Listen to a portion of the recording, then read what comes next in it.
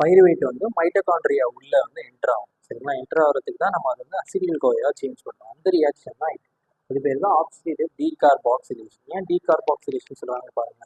இதுதான் பைருவேட்டோட chemical structure. Chemical ஸ்ட்ரக்சர்லாம் தேவை, just உங்க அண்டர்ஸ்டாண்டிங் ஆகும். இங்கே பாருங்க, ஒரு கார்பன் டை ஆக்சைடு, இங்கே பாருங்க இந்த கார்பன் ஆசிட் இருக்கா, இந்த ஆசிட் வந்து ரிமூவ் பண்ணி நம்ம அசிட்டைல் கோவை வந்து ஆட் பண்ணுறோம். ஆட் பண்ணுறது தான் பைருவேட் டீஹைட்ரோஜனேஸ். இந்த என்சைம் வச்சு நம்ம அதை வந்து ஆட் பண்ணுறோம். ஆட் பண்ணால் நமக்கு என்ன கிடைக்கும்?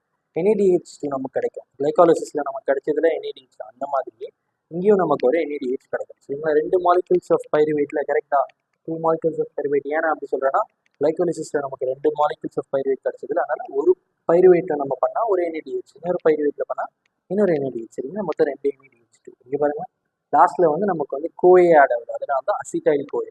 அசிட்டைல் கோஏ வந்து 2 கார்பன் மாலிகூல். சரிங்களா? இது வந்து 3 கார்பன் மாலிகூல், இது வந்து 2 கார்பன் மாலிகூல். இதுதான் நம்ம வந்து கிரெப்ஸ்